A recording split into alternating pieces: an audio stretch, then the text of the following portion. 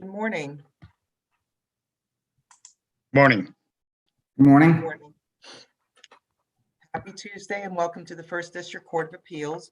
We have three cases set for argument this morning. The first is case number C210003, CUC Properties versus SmartLink Ventures. If attorneys can please identify themselves and their readiness to proceed. This is Louis Schneider on behalf of appellant SmartLink Ventures. Ready to proceed. And Kurt Hartman on behalf of the appellee CUC Properties 6 LLC. We're ready to proceed, Your Honor. Okay, thank you. Attorney Schneider, would you like to reserve time? 2 minutes, Your Honor. All right, whenever you're ready. All right, good morning. Good morning. Good morning, Your Honors. I represent SmartLink Ventures. SmartLink Ventures is a company that was kind of hit hard by the pandemic. They make video screens for outdoor displays in malls and public spaces. So back in the summer of 2020, they, like a lot of businesses, had a hard time making ends meet. And moved out of their office space that was leased from the appellee in this case, CUC Properties. And there's some issues and CUC Properties filed suit against SmartLink. SmartLink disputes the suit and believes it has valid defenses to the suit. However, the issue today that's before the court is whether or not service of the complaint was appropriate under the rules for certified mail service that are contained in Civil Rule 4. And that's really the issue that's before the court today. The plaintiff or the appellant has filed a motion to set aside the default judgment that is still pending in the trial court, but has not yet been ruled upon because this appeal took jurisdiction away from the trial court. And instead, the issue before the court today is narrow and focused. And it is whether or not writing COVID-19 or C19 RT12 on the green card or electronic signature pad for the certified mail by the post office is effective as a signature. That's the main issue that's before the court today.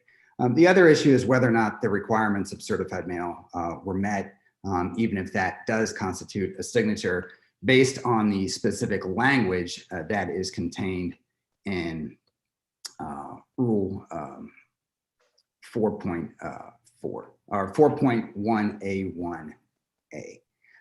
And I'm sure the court is familiar with the rule, but obviously the first sentence of the rule, after it says you can do service by certified mail or express mail, the first sentence after the title of it says, evidence by return receipt signed by any person. So obviously that's what the rule says. I think the post office was clearly struggling with what to do given the unique situation created by the pandemic. And so what were postal officials supposed to do in this circumstance without unnecessarily jeopardizing the health of postal workers? Well, Your Honor, in there, in the briefing, and I believe both sides cite to kind of the information that's available from the United States Postal Office they put out, which is the postal employees were supposed to, stand away, identify the person who was receiving it, write down the person's first initial and last name, and then record that information, as well as, record the actual address where it was delivered to, and put that information on the green card. So if Now, that's what the postal service. If that would have been done, would you have felt that that sufficed then? If that would have been done, and my client would have received, proper notice of the suit, I believe my appellate argument would be much more difficult. Whether or not it would suffice would depend on the specific circumstances here. Whether or not that person proper was notice, when you said if that had been done and your client received proper notice, what do you mean to reflect by and that portion and had received proper notice? Well, one of the things with certified mail service, and I do this a lot because I'm a plaintiff in a lot of cases. Let me put it that way. Or I represent the plaintiff in a lot of cases, is that you may send certified mail to an office building and somebody may sign for it, but the person who owns the business or, is the defendant that you're looking for may not have any clue who that person is who signed for it or anything else like that. So if it was one of the persons, who was employed by SmartLink or the agent for service or process and somebody who worked there, and yeah, it was the person's last name and their first initial, there's no denying that got there. Yeah. Okay, thank you. More That was likely helpful. than not, that would be sufficient service. And you could still have challenges under Rule 60. But Your Honors, we're not even there yet. So let me and the let me reason just we're- clarify one thing. So is it your position that both failed in this case? The evidence of the certified mail and I'm going to call it the process. The actual certified mailing did not meet the requirements in order for it to be proper certified mail. Yes, Your Honor. And the first issue is before the court. And if the court would consider the second issue, it is also before the court. But obviously, the issue of whether or not the requirements of the rule were met is the main issue before the court. There is a separate Rule 60B motion that is still pending with the trial court that can determine whether or not there was actual notice and who received it. In TD 38, that's the motion to set aside default judgment, the Rule 60 motion. That is actually supported by an affidavit from one of the owners of SmartLink that said, we didn't get it. We didn't sign for it. Nobody, I don't know who got this, but we didn't get it. And we weren't doing business here. We were all working from home in the middle of a pandemic. And, we didn't receive it. But back to the issue. Well, how did they get notice? Because they clearly somehow learned about the existence of the lawsuit. They did. They were told basically, I think by the landlord, that the landlord was going to come after them and sue them. I checked the docket. I found out that they had been sued, and I contacted the appellee's counsel, and that's reflected in the record, I think, in one of the briefings. There were issues discussed. They're not obviously in the record, but one of the issues discussed was service. Whether or not this was appropriate, whether or not there should have even been a lawsuit filed to begin with, based on whether or not there was a termination of lease, whether or not there's something could be worked out. So there's lots of issues here. And as soon as I discovered that counsel for the landlord had filed a motion for default judgment, which I didn't receive notice of, I instantly, filed a motion to an answer. I filed a motion to file an answer out of time, assuming that service was proper, which we still contested, and we put that in the motion to file the answer out of time. And the trial court, didn't rule on them and instead entered the default judgment, which we've now appealed. But going back to the issue of whether or not writing COVID-19 and RT-19 on a green card or in the electronic mailing, whether or not that constitutes appropriate service under the rules, Your Honor, I believe that this court has to find that it doesn't. And the reason that this court has to find that it doesn't is because there's nowhere in the current civil rules and the Ohio Rules of Civil Procedure that says, hey, that's a signature. And the Hamilton County local rules haven't been amended to say, hey, that's a signature. And the Ohio Supreme Court and the rulemaking body up there has not amended the rules to say, hey, that's a signature. And this affects my client because they're subject to a default judgment, which they contest, which is void. It's void ad initio. In other words, it's void from the very beginning. Service wasn't proper here. And that's it. That's the bedrock of a court establishing jurisdiction over a party, is whether or not service is proper. And you get proper service by following the rules. And if you don't follow the rules, you don't get service. The court doesn't have jurisdiction. The judgment can't stand. And Your Honor, that's why we would request that the courts reverse that judgment. And that's not to say that the lawsuit is going to end once the judgment's reversed. I mean, obviously the parties can still litigate their dispute. There can be issues about, hey, you owe us this money, and hey, no, we don't. But serving somebody in the middle of a pandemic with improper service and then instantly moving for default judgment. And then after that, trying to enforce that judgment, because that's the issue here. There's a whole bunch of enforcement proceedings that took place on a default judgment. My client was drawn in for garnishment hearings. And in the meantime, they're trying to keep their business afloat. They're trying to figure out, hey, how do we keep basically not even the doors open because the doors are shut? We all had to move home. How do we keep people employed? How do we keep this stuff going on? Are you familiar with the guidance that was provided by our Chief Justice with regard to the pandemic and issues of service and such? Did you say, am I familiar with that, Your Honor? Yes. No, Your Honor. I'm not familiar with the Chief Justice's guidance with regard to the court.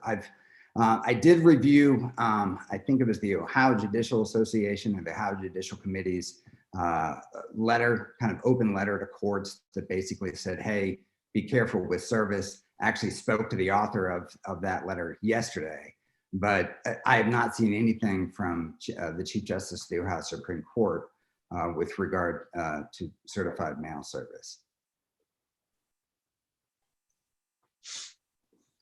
So, obviously in preparation for today's hearing, I went back and did take a look at, obviously the green cards and the signatures here. And it's not just the signature that's deficient. There's no indication of who received theirs. There's no initial, a first initial or first initial last name.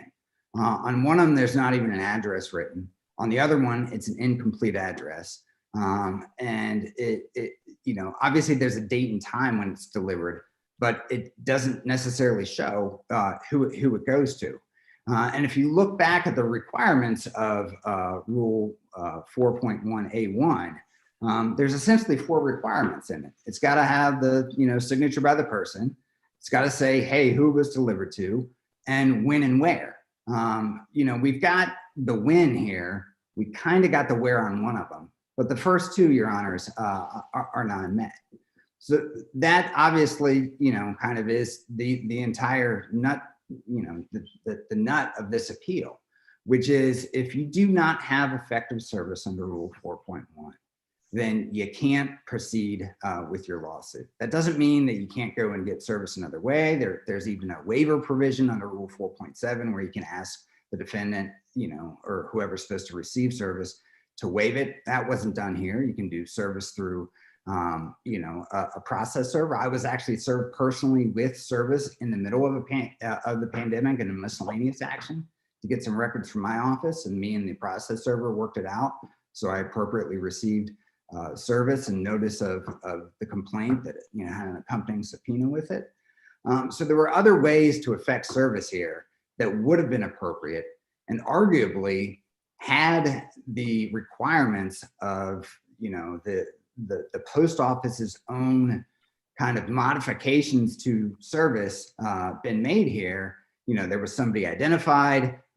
There was an address, an actual address with the appropriate office suite written down of where it was delivered to both locations. And my clients were, agreed that the agent receive it and, or, they were doing business out there and they can identify the people who received it. Then there would have been effective service here. That didn't happen. And that didn't happen even after service was challenged because, the plaintiff in the case said, no, we've got a judgment. We don't need to get effective service. You've lost on this issue. Hence the appeal, hence this issue being placed before the court. And Your Honors, I think the issue is fairly straightforward, fairly narrow, which is in this particular case, giving these particular circumstances, writing these markings on the back of a signature card or in the electronic form does not meet the specific requirements of Rule 4.1. Now, that doesn't mean that in all circumstances. Would you like to reserve your time then? Yeah, yes, Your Honor. Okay, thank you. Thank you. Attorney Hartman. Great. Thank you. May it please the court, Kurt Hartman on behalf of the appellee CUC Properties 6 LLC. Before getting into the specifics of this case, I think it's important for the court to understand and appreciate, yes, the pandemic has created unique situations, but this case is not unique. And while we can address the specifics in this case, the implications of this case is going to have significance. Because throughout this pandemic, when service of process is executed in this form, i.e. with a COVID-19 indication by the delivery at the address, has occurred in innumerable cases throughout the state. Well, and so we certainly appreciate the significance of that. It looks like some courts had modified local rules to permit kind of modified service, and Hamilton County did not do that. So in light of that, how is indicating C19 or COV19 in the signature block satisfy the requirements of 4.1? Well, first and foremost, I think you first got to look back at the tolling order that issued from the Ohio Supreme Court on March 27th. And we cite to it and quote from it at page 8, in which appellants did not even address. And there, the Supreme Court basically recognized that any requirement in a rule requiring in-person service or other ways may be waived by the court as appearance by service by use of technology may be allowed if it sufficiently guarantees the integrity of the proceedings and protects the party's interests and rights. Well, right, and I understand what you're saying, but a court can't. It seems like a court would run afoul of basic due process if it waived a requirement like service of process upon issuing a default judgment, so the party did not know that the circumstance was being changed. Well, with all due respect, I think, and that's where I was getting to. Yes, the Hamilton County did not do a carte blanche order saying in every case this is the proper service, but it does not preclude the court on an individual case to consider the facts and circumstances on an individual case to say, was service effectuated in order sufficiently to protect the interest and the rights of the parties? Because due process does not guarantee service. Due process does not require personal service on the individual. All due process requires is that service is effectuated with reasonably calculated under the circumstances to apprise a party of the proceedings. Reasonably calculated. So opposing counsel seems to be arguing for a guarantee of absolute service, that service emphatically did occur. That's not due process. And that's really what Rule 4.1 requires, is consistency with due process. And that's where I think so get back to my initial question. How does indicating C19 rather than someone's name give us enough indication that the rules have been complied with and the due process is satisfied? Okay. Firstly, and interpreting that rule, you also got to interpret it consistent with Rule 1B, which talks about the rules being interpreted to promote the efficient administration of justice, i.e. reasonableness, not a strict hyper-technical ruling. What that does, what we do, and again, in Ohio, the service of process is not personal service, it is address service. And so what the rule requires actually is some assurance that the summons and complaint was delivered at the address. That is it. We have the summons. Let me clarify that, because for certified mail service, the signature requires that someone actually receive that, which is different than ordinary mail service. I disagree. I think the assurance service is address. I use the phrase address. I think there's been cases that have used that phraseology. It's address service to ensure that it is delivered at the address. And once that is good, there is a presumption of proper service. Now, a signature is some mark. We talk. You look at the UCC. It talks about what a signature is. It does not require cursive writing. It requires some mark by some person indicating assent. And in a certain sense, when the postman indicates COVID-19, and in the second one puts the address down and the Canton address, there is some indication by an individual, any person, and that's what it requires, a signature by any person. I would submit that is a signature by any person indicating the delivery of that parcel to that address. Okay, well, help me understand this. How do we know that this parcel was actually handed to a person or kind of given to them 6 feet away to a person at an address when in contravention of the post office own rules, there's no indication as to who received it? I think with all due respect, I think your question goes more into a 60B motion, which is not before the court, versus have we got some assurance that the parcel was delivered to that address? But it has to be to a person at that address. And the person at the address is actually the postman. Postman is at the address able to attest that he or she delivered that parcel at that address. And again, we're here purely on the default judgment, not the 60B motion. It's interesting. I think I heard Mr. Snyder said, the affidavit on the 60B says we didn't get it. I don't think that's accurate. It's the affidavit that's actually submitted is quite artfully worded, just like that is not my signature or anybody associated with us, its signature. But that's not what's required. It's simply the presumption that and I would refer the court, I think the Riley case that we cite to out of Scioto County in the 4th District had a situation where an unsigned green card came back to the court. And the 4th District found that was sufficient because it ruled, and this is in paragraph 19, due process determines the parameters of proper service. And if service is reasonably calculated to reach the interested parties and to apprise them of the action in which they may have a potential interest, then the service is sufficient. It's again, due process does not require the guarantee of service. It's just reasonably calculated under the circumstances. And part of the circumstances are the pandemic situation. And again, we've had no indication from the appellant that they never in fact received the summons and the complaint. Again, I think that's more for a 60B hearing that we can go to.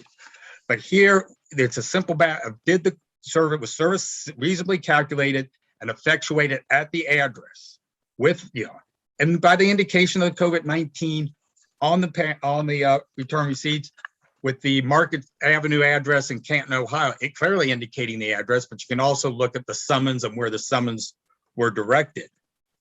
I think the trial court, again, did not abuse its discretion. Again, that's the standard of review on review of a default judgment.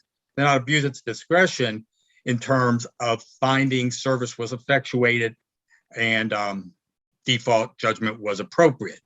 I think a lot of the arguments you heard from appellant dealt more with trying to address a 60B motion, which again is not before the court. So at the end of the day, I think it's relatively simple in terms of there is no indication that service was not effectuated at those addresses. And actually the indications are that they were delivered at the addresses. And that was a sufficient basis for the court to find service and enter default because of a non-timely answer. And so in that regard, the court did not abuse its discretion. There was clear indication of the service. If they want to argue the underlying issues in terms of who got it, who didn't get it, what processes were in place at the time by a company to receive it. I mean, there are cases out there, where a receptionist or somebody at a desk signs for service and it doesn't work its way to the law department, doesn't work its way to the administrative suite. And the courts have said that's still good service because it was reasonably calculated, even though that person may not have been the right person. Because the question is, what processes and procedures did the company have in place to protect against that and to ensure things were processed accordingly? So I think Attorney Hartman? Yes, ma'am. It seems as if at the heart of your argument is that we should be able to rely on the postal worker and rely on them in the sense that they did deliver it to someone. Yeah. I think the rule talks about it being signed by any person, and it doesn't say by the defendant. It doesn't say by defendant's representative or agent. But signed by any person is intended to evidence the service at the address, right? At the address. At the address.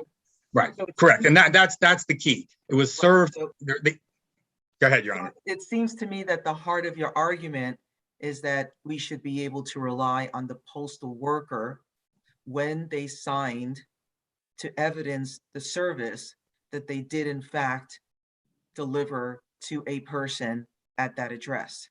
I think so. I think that is fair, that it did make it to some person.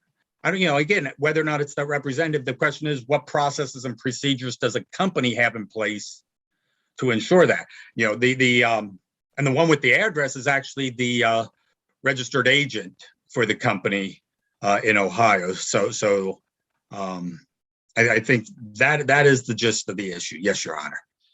So The Postal Service had their own kind of interim rules for delivery of certified mailing during the pandemic, during this period of time. And those rules were in effect at the time that service was being effectuated in this case. So what do we do with the fact that this deviated from the Postal Service's own interim rules? I think that would be immaterial, because again, we're here, excuse me, addressing service to a person at an address. And that's all that matters. Whether or not the post worker actually cross the T's and dot the I's as to the internal postal operations and what they required, I think is immaterial in terms of whether service was effectuated on a person at that address. And so that would be the answer to your question, Your Honor. Okay. And you So- had, at the beginning of the argument, you had referenced this, I think it was a memorandum that was issued by the Chief Justice. Yeah, what it's actually was the order issued from the Supreme Court, March 27th. Okay. Basically where they were first time they were imposing or implementing certain COVID modifications to the whole process of the court system. And there it basically recognizes that appearance or service by technology may be allowed as long as the right parties' interest and rights are being protected.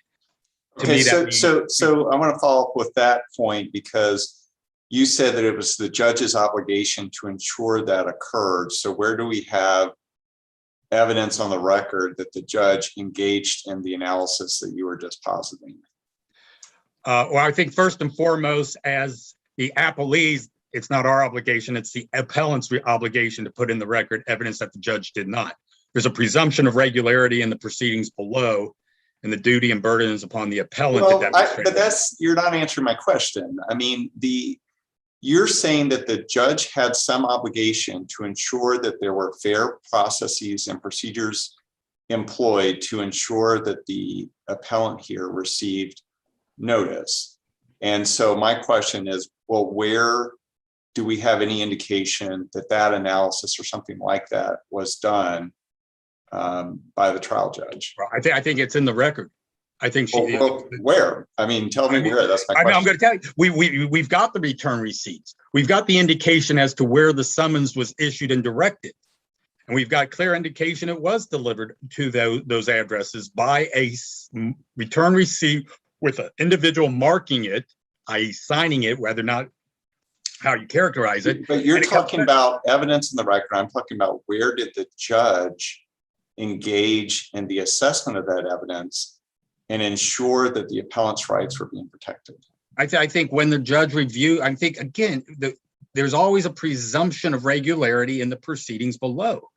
And when the judge is presented with a motion for default, I don't think this court is now going to make a presumption that the judge did not review the record, that the judge did not consider the certified mailings, what's in the record in terms of that, what's in terms of the record, in terms of where the summons was issued.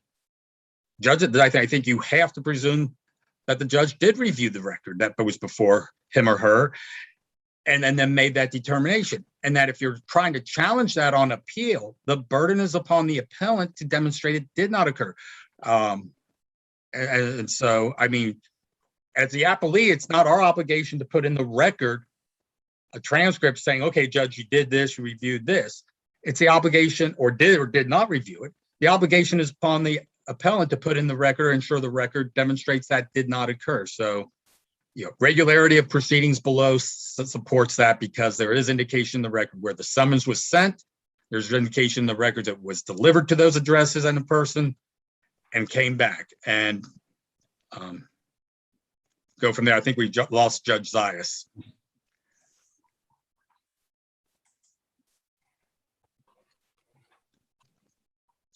Court wish to continue, or do we want to wait for Judge Zayas? Mr. Hartman, I think you were basically at your time. Let's give Judge Zayas just a moment.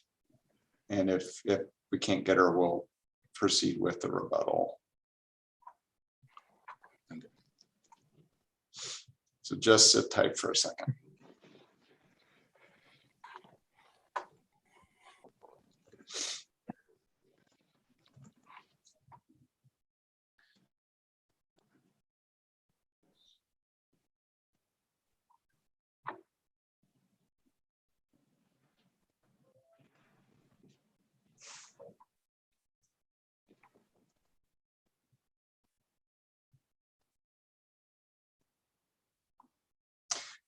All right. Well, to avoid any further delay, I Mr. can do a Snyder, concluding remark real quick, just.